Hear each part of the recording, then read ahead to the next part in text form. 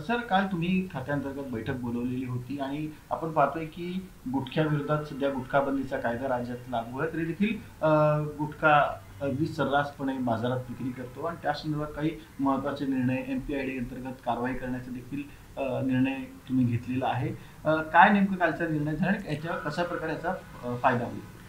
काय झालं आहे, ह्या डिपार्टमेंटचा कार्यभार जेव्हापासून माझ्या ह्याच्यात नियंत्रणात आला किंवा माझ्याकडं आला त्यावेळेपासून जे पाहतो मी, वर्षानुवर्ष अनेक केसेस, कंप्लेंट, वेगवेगळे ॲक्शन झालेत, परंतु त्याला बंदोबस्त हा होतच नाही.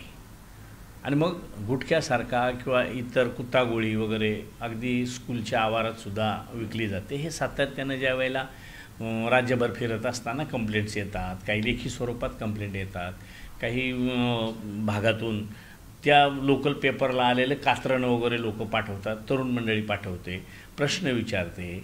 ह्याचं म्हणून मी सातत्यानं कालचीच बैठक घेतली असं नाही, मी प्रत्येक महिन्यात 1-2-3 वेळा का होईना पण त्या ठिकाणी अधिकाऱ्यांची बैठक घेत असतो आणि त्यांना सातत्यानं सूचना देतो की बाबा हे चांगलं नाही आहे, कुठंतरी याला आळा बसला पाहिजे.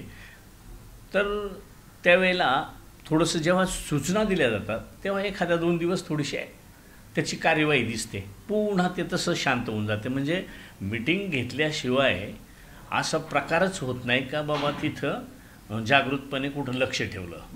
म्हणून मी अनेक वेळा सूचना दिल्या. आता कालच्या मीटिंगमध्ये मी तीच सूचना दिली का बाबा आपण आता मोकाकासारखा कायदा करण्याच्या संदर्भात अगदी तज्ज्ञांचं मार्गदर्शन घेऊन, विधिन्यायाचं मार्गदर्शन घेऊन आपण त्याच्या संदर्भात विचार करतो आहे. खूप दिवसाचा त्याचा पाठपुरावा मी त्या ठिकाणी करतो का जेणेकरून हा जो रेग्युलर जो कायदा आहे FDAचा त्याच्यात साधारण 5 लाख रुपयापर्यंतचा दंड वगैरे आहे. आणि 5 लाख रुपये एवढा मोठा बिझनेस, चुकीचा बिझनेस करणाऱ्याला 5 लाख रुपये फार किरकोळ असतील असं मला वाटतं.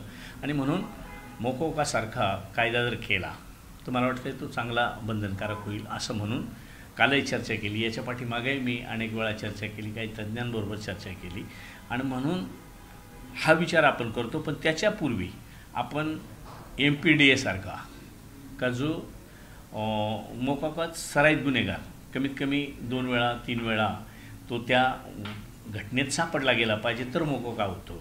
पण मला वाटतं हे जे सराईत आहेत लोक, यांना जर डिपार्टमेंटनं किंवा आमच्या विभागानं जर सातत्यानं त्यांच्यावर 4-2 महिने लक्ष ठेवलं तर मला वाटतं त्यांचं सततच हे असण्याचं नाकारता येत नाही.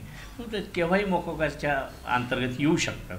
पण त्याच्या आधी हा जर MPDAचा का आपल्याला जाणीव असली का ह्या भागातलं त्याच्या तिकडच्या अनेक कंप्लेंट्स मग त्या मौखिक असतील, लेखी असतील, काही लोक अगदी प्रूफसहित पाठवत असतात का म्हणजे पकडल्यानंतर खर्र्यासारखा वगैरे जो काही भाग आहे किंवा सुपारी, काही लोक सुपारीच घेऊन येतात का याचा खर्रा बनवला जातो. अशा लोकांवर आपल्याला ॲडव्हान्समध्ये ते कार्यवाही करता येते. अशा पद्धतीचा तो कायदा आहे. त्याच्यातही दंड, शिक्षा मोठ्या प्रमाणात आहे. म्हणून त्याही संदर्भात सूचना दिल्या. पण त्याच्याबरोबर प्रत्येक वेळेला आम्ही डिपार्टमेंटमध्ये माणसं कमी आहेत हे अगदी खरंच आहे. डिपार्टमेंटमध्ये लॅबोरेटरीज नाहीत हेही खरं आहे, कमी आहे. पण हेच सांगून आपण किती दिवस वाया घालवणार किंवा किती दिवस जनतेला तो त्रास सोसावा लागणार. आणि म्हणूनसाठी आम्ही एक विचार करतो आहे का मी काल सांगितलं का गुटखा किंवा सुपारी येण्याचे काही ठराविक मुंबईमध्ये किंवा मोठमोठ्या शहरांमध्ये ठराविक 2-5 मार्ग असतील. त्या मार्गांवर जे अधिकारी आहेत त्याला 2 अधिकारी किंवा आपले व्हिजिलन्सचे अधिकारी यांनी जर त्यात बारकाईने लक्ष घातलं, पोलीस विभागाची मदत घेतली तर मला वाटतं फार मोठा स्टाफ असण्याची काहीच गरज नाही. जो नाही तिथं नाही आहे पण आहे तिथं तरी काय ॲक्शन होऊ नये. म्हणूनसाठी काल मी त्यांना सूचना दिल्यात, अनेक वेळाही सूचना देतो का माझा स्वभाव जरी असा असेल तरी शेवटी कुठल्या ना कुठल्या याला स्वभावाला का होईना अंत असतो, शेवट असतो. आणि तो जनतेची हॅरेसमेंट म्हणून जेव्हा ऐकावं लागतं किंवा जे वाईट वाटतं का भविष्यातल्या पिढीला आज कॅन्सर होतो हे खरं आहे, आज अनेक रोग सामोरं जावं लागतं, नवीन नवे आजार येतात हे खरं आहे. पण WHOचे काही आदेश आहेत किंवा काही निष्कर्ष आहेत का ह्या गुटख्यासारखा किंवा मोठ्या प्रमाणातलं भेसळ ह्याच्यानं पुढच्या पिढ्यांना पुढच्या पिढ्यांना का ज्यांनी त्याचं सेवनही केलेलं नाही, पण त्या जीन्सद्वारे सुद्धा त्या पुढच्या पिढीला त्याचा परिणाम भोगावा लागतो. तक्रारी आपण म्हणालात की तक्रारी FDA कडे येत असतात, मात्र त्या अनुषंगाने कारवाई काही दिसत नाही. तर काही जबाबदारी निश्चित केली जाणार आहे का की तक्रारी आल्यानंतर देखील कारवाई झाली नाही तर? कालच अशा सक्त सूचना दिल्या की बाबा जे सातत्यानं ज्या ज्या विभागात कंप्लेंट्स आल्यात, अजूनही उद्यापासून जर त्याच्यावर चांगला मला रिझल्ट जाणवला नाही तर संबंधित विभागाचे, आमच्या विभागाचे जे काही तिथं अधिकारी असतील त्यांना 100% जबाबदार धरलं जाईल. आणि त्याच्यावर म्हणजे जो उत्पादक आहे किंवा जो बोगस विकतो, जो गुटखा विकतो, त्याच्या विक्रीला तुमचं कुठंतरी त्याला छुपा का होईना विभागाचा किंवा अधिकाऱ्यांचा ज्याचा असेल त्याच्यावर कडकात कडक कार्यवाही केली जाईल. म्हणजे जर एके ठिकाणी कारवाई झाली आणि जर छुपा पाठिंबा आढळला तर त्या अधिकाऱ्यांना 100%. अच्छा, काय वाटतं की याचा कसा फायदा होईल? याचा फायदा 100% बंद अशी कल्पना प्रत्येकाची आहे का ते 100% बंद व्हावं, पण एवढा मोठा विस्तार त्याचा आहे तर 100% नाही तरी त्याची सुरुवात जर चांगल्या पद्धतीने झाली तर एक ना एक दिवस असा येईल का आपण त्याला 0 करू शकतो.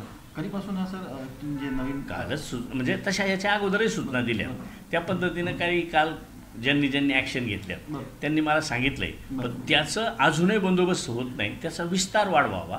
थोड्याच दिवसात ते 190 मुलं वगैरे येतात एक 7-8 दिवसात. ते आल्यानंतर तर त्यांच्याकडून माझ्या खूप अपेक्षा आहेत की पूर्ण महाराष्ट्रात त्या ठिकाणी एकदम क्लीन असं कार्यवाही झाली पाहिजे आणि क्लीन महाराष्ट्र झाला पाहिजे.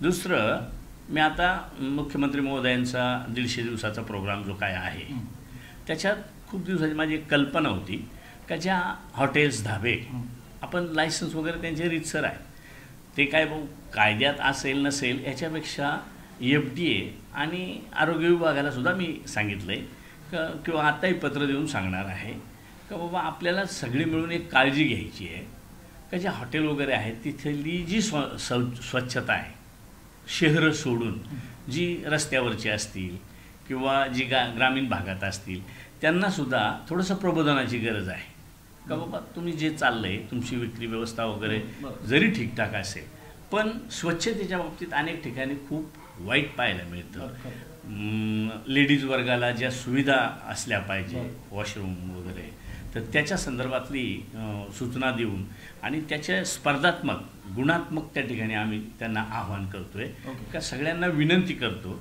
का बाबा ह्या अशा पद्धतीची स्वच्छता जर ठेवली तर तालुक्यात आपण काही लोकांना, 5 लोकांना का होईना, चांगलं काम केलं म्हणून काही पुरस्कार करणार आहोत. जिल्हा लेवलला, तहसीलदार लेवलला समजा आमदारांच्या हस्ते, जिल्हा परिषद सदस्य असतील किंवा प्रतिष्ठित लोकांच्या हस्ते त्यांचा पुरस्कार करणार आहोत. जिल्हा लेवलला पालकमंत्र्यांच्या हस्ते, कलेक्टरांच्या हस्ते त्यांचा पुरस्कार करणार आहोत का ज्यांनी स्वच्छता, टापटिप्पणा किंवा इतर ज्या काही छोट्या मूलभूत सुविधा असतील त्या व्यवस्थित निर्माण करून दिल्या. म्हणजे उदाहरण पाहिलं आहे की अनेक ठिकाणी टॉयलेट आणि हॉटेल असं जिमतचं अंतर आहे, मग कोणाच्या याचं दरवाजाच तुटलेला असतो, लाईटच नसतो, पायऱ्याच नसतात, कुठंतरी पावसाळ्यात ते कोण पडतं कोण काय, अपंग लोक वगैरे असतात, महिला असतात, त्यांना त्या पद्धतीच्या सुविधा निर्माण करून देण्याच्या दृष्टीनं आपण ते करतोय. नंतर राज्य लेवलला काही जे येतील त्यांना मुख्यमंत्री महोदयांच्या हस्ते सन्मानित करणार आहोत. असं एक तुमच्या क्लॉजमध्ये असेल नसेल पण एक स्वतःची कल्पना म्हणून त्या ठिकाणी करायचा विचार आहे. धन्यवाद. देश विदेशातील प्रत्येक घडामोडींचे लाईव्ह अपडेट मिळवण्यासाठी आता साम टीव्हीच्या सर्व सोशल मीडिया प्लॅटफॉर्मला लाईक, फॉलो आणि सबस्क्राईब करा. तसंच सर्व नोटिफिकेशनसाठी बेल आयकॉन प्रेस करायला विसरू नका.